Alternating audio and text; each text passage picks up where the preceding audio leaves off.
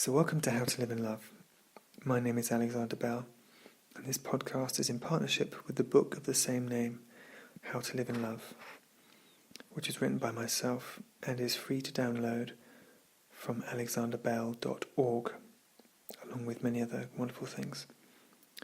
Now here I want to speak about the battle of the sexes, because there shouldn't be a battle. We don't want to live our lives in a battle, because a battle is war, a battle is conflict, and conflict means suffering. And we want a world free of suffering. We don't want a world where we are creating more suffering, because we can never have peace. Peace isn't achieved through subjugating and oppressing anybody. And of course, it seems the media is making it very clear that men have been oppressing women for a very long time, and I'm not arguing with that. It may well be how you see things also, and I'm not saying it's wrong to see things that way, because there's plenty of evidence to suggest that is the case. But if we believe, or if we let anger and resentment build up towards members of the opposite sex, and there is hatred towards the members of the opposite sex, and anger, then what this does is creates conflict between people who should be getting on. We don't want a world of conflict, because a world of conflict is a hellish world, and the more conflict there is in the world, then the more hellish it becomes. We want a peaceful world. We want a world of peace, and we need to be moving away from conflict for this to be the case. So this big battle, this big divide which is being created between men and women in society through the media, and how women are being encouraged to see men only as oppressors and only as a controlling dominant force, which of course they're not only that. I mean, men have a lot of goodness in them. There's a lot of goodness in men. They're not just controlling oppressors. I mean, of course, there have been many male controlling oppressors in history, but that doesn't make all men that way. There's many sensitive, caring, generous-hearted men in the world. So we need to see each case individually and look at the person in front of us and, see how they are. Don't just assume they are men, therefore they are a controlling oppressor, because of course that's sexism, just judging someone on their sex. And so we have to look at each person individually and see who they are, not judge them based on the colour of their skin or their sexuality or the gender, because we want to move away from those things. We want to move away from judging people on their appearances or on their body, on their sexuality, or all these things. We want to avoid doing that. We want more harmony. We want to eradicate division from this world, because division breeds conflict, and conflict leads to suffering and pain. And really we have to be very, very careful at this time, because there is a lot of division being sown through the media, through the Hollywood movie industry, through the streaming video industry like Netflix and YouTube. A lot of division is being sown, a lot of animosity is being created between this group and that group. And no matter who the target is, we should move away from conflict. If you truly want to live in more peace, then you must not engage in conflict. You must not engage in hatred or judgment or anger, because we can build up our anger. We can build it up and build it up until we're so angry that we just hate a certain person or hate a certain group of people. And this is what the media is doing. It's over and over again, it's putting out messages that this group of people are so-and-so and that group of people are so-and-so. And it's basically generating hatred. The media is generating hatred between different groups. And we have to see this, because we don't want more hatred in this world, obviously. We want more harmony. We want more compassion and understanding. And therefore we have to be more compassionate and more understanding ourselves to all groups of people, even if that group of people is being, even if we're so convinced that that group of people are bad, or that group of people are oppressive or mean or horrible, we have to really look and judge each individual carefully. We can't judge a whole collective of people based on what some of the members of that sex have done. And so we can't judge women and we can't judge men. We have to look at each individual, person by person, and communicate with each individual as if they are a good person. People, of course, can prove themselves to be less than perfect, which is very likely because we are all less than perfect. But even if that's the case, even if someone proves himself to be very much lacking in integrity and decency and humility, we still need to give them a chance. We still need to forgive them and have compassion for them because they are suffering. All human beings are suffering. And even the person which most generates hatred within us, or most stirs up our anger, that person is behaving in this unsociable way for a reason. Because of their upbringing, or because of the environment they're living in, or their home environment. Who knows? Many, many reasons why we should not judge people. We should not be quick to be hostile to other people. We must be forgiving to people. We must understand that there's something which is making them the way they are, things which are out of their control. Human beings get corrupted. It's sad to say, human beings get corrupted very easily. And the media is a very, very corruptive influence. And I cannot overstate this enough. The media is very, very influential in our society, in our world at the moment.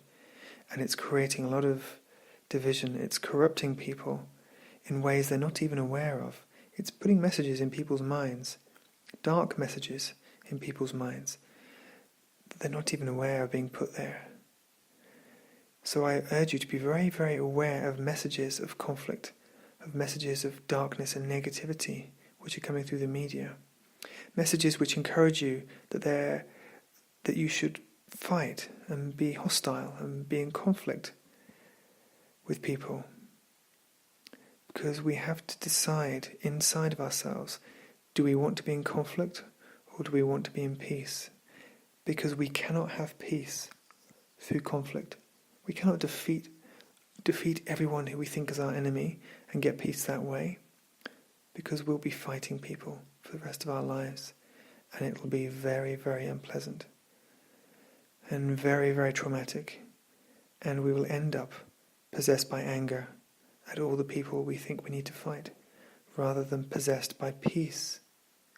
And we need to be possessed by peace. This is the most important thing. Which means we have to allow peace into our heart. And stop making everyone our enemy, or stop finding enemies. Stop looking for enemies. Stop believing all the information that makes us feel like there are so many enemies in this world. We don't want enemies. We need to make everyone a friend. And the only way we do this is by dropping our hostility towards them. We don't have to shake their hands and smile at them and pretend we like them. We have to drop our hostility and our resentment and our anger, because these things are poisoning our soul. We may think that we are putting them upon other people who deserve them. We may think we are giving people what they deserve when we're angry with them, when we're hostile, when we're unkind to them. We may feel like we're giving people what they deserve and that's justice. But what we're actually doing is poisoning our soul with anger and hostility and resentment. And we can never ever find peace this way. We can never achieve peace. Now, the media is putting out some very, very negative messages which I have to alert you to right now. And the most recent one, and the most powerful one, is this film called Dark Phoenix, which essentially is about a woman who gets possessed by a demonic force. And over the course of time, she is torn between these two forces, the force which inside her which is good, and the force inside her which she's been possessed by, which is evil. And she gets persuaded to surrender to the force of evil, to the force of destruction and hatred. And you can see what this does. This transfigures her whole being, and you can see it in her eyes and her face that she is possessed by evil. And this film is aimed at women. This film is being targeted at women because the protagonist of the film is a woman, and a very powerful woman. And so this film is being targeted. This film is targeting women to surrender to this anger and hatred and this bitterness and resentment towards men and towards the oppression and the control that the male species has subjected the female species to. Now, as you've probably been aware, there's been a lot of these messages in the media over the past 2-3 years about men being oppressors and the society being a patriarchy run by men who want to oppress women. And now, like I said before, I'm not going to argue with that or say it's not true, but I am going to say that you should look at each person individually. Because if we look at a person and say, oh, they're a man, therefore they must be oppressive, then we are not seeing the real person in front of us.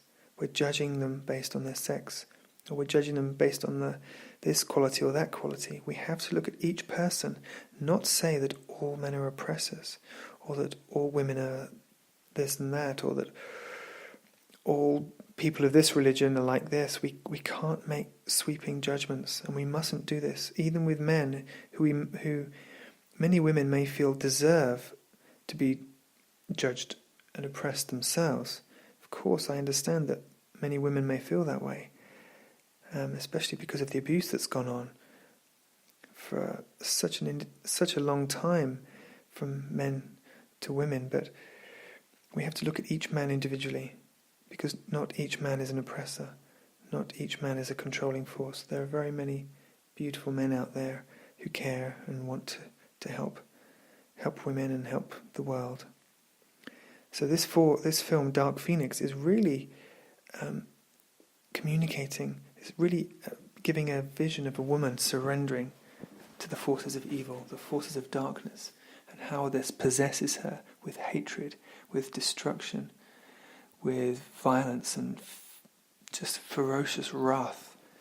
And this film is being directed at women. This film has a message, a very, very disturbing message, and it's a message of evil.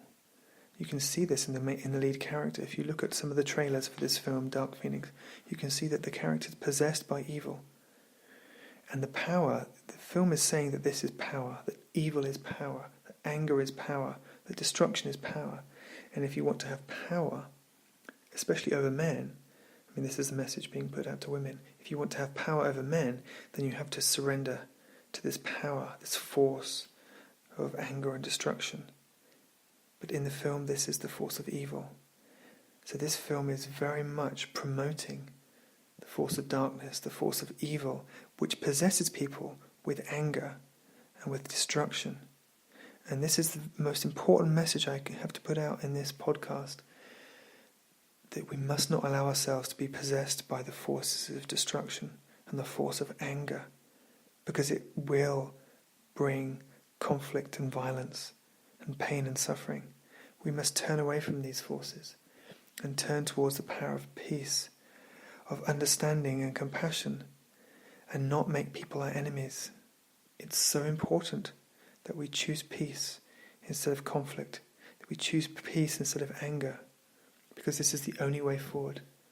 Because if we choose anger, then we will destroy ourselves, and we will destroy good people around us, and we will traumatize ourselves without even realizing it. So I urge you to shun any messages of anger and conflict and embrace peace, embrace understanding, embrace harmony and compassion to men, women, all religions, all colours of skin, everybody embrace peace.